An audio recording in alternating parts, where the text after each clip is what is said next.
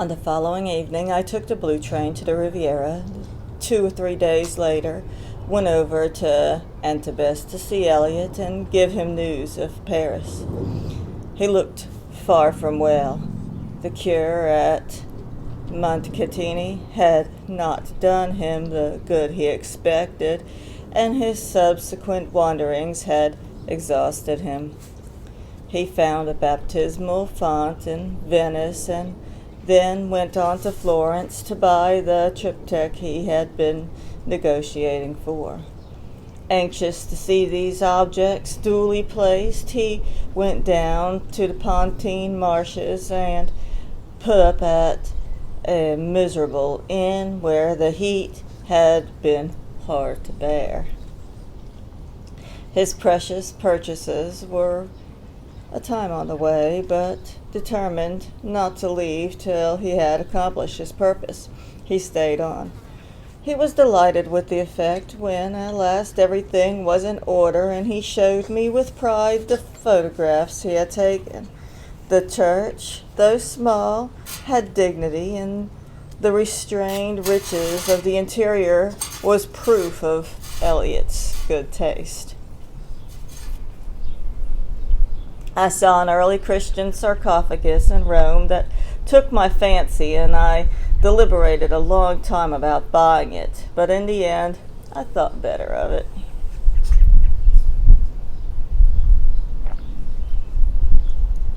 What on earth did you want with an early Christian sarcophagus, Elliot? To put myself in, my dear fellow. It was of a very good design, and I thought it would balance the font on the other side of the entrance. But those early Christians were stumpy little fellows, and I shouldn't have fitted in. I wasn't going to lie there till the last trump with my knees doubled up to my chin like a fetus. Most uncomfortable. I laughed, but Elliot was serious. I had a better idea. I've made all the arrangements with some difficulty, but that was to be expected, to be buried in front of the altar at the foot of the chancel steps, so that when the poor peasants of Pontimarches come up to take the sacrament, they'll clump over my bones with their heavy shoes. Rather cheap, don't you think? Just a plain stone slab with my name on it and a couple of dates. Si momentum coaris circumspice. If you seek his monument, look around, you know. I do know enough Latin to understand a hackneyed quotation, Elliot, I said tartly. I beg your pardon, my dear fellow. I'm so accustomed to the crass ignorance of the upper class, I forgot, for the moment, that I was talking to an author. He scored. But what I wanted to say to you was this, he continued. I've left proper instructions in my will, but I want you to see they're carried out. I will not be buried on the Riviera among a lot of retired colonials and middle-class French people.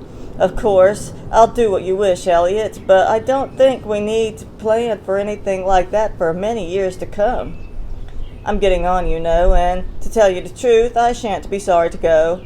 What are those lines of Landor's? I've warmed both hands, though I have a bad verbal memory. The poem is very short, and I was able to repeat it. I strove with none, for none was worth my strife. Nature I loved, and next to nature, art. I warmed both hands before the fire of life. It sinks, and I am ready to depart. That's it, he said.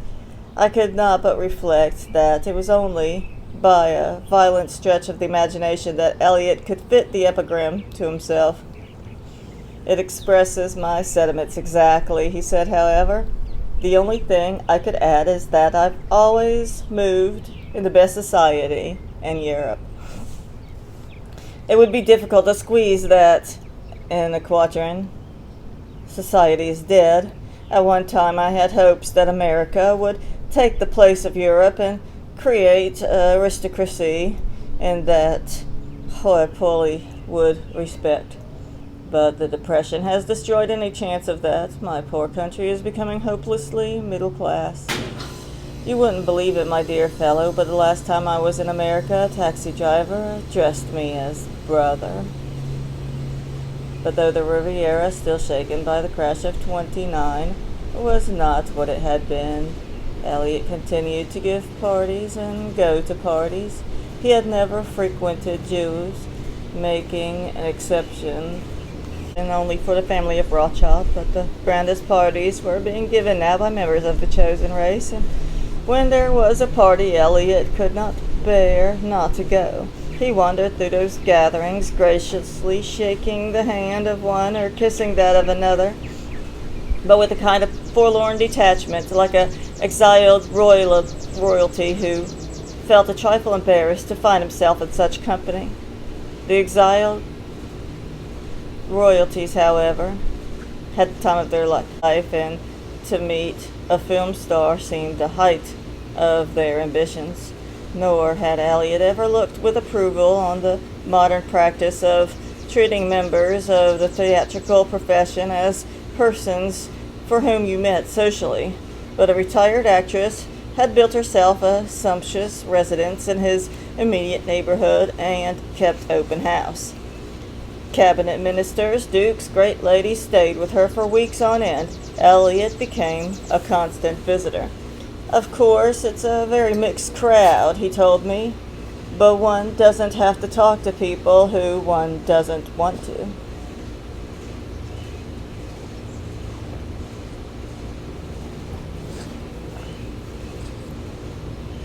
She's a compatriot of mine, and I feel I ought to help her out. It must be a relief to her house guests to find someone who can talk their own language. Sometimes he was obviously so far from well that I asked him why he didn't take things more easily. My dear fellow, at my age, one can't afford to fall out.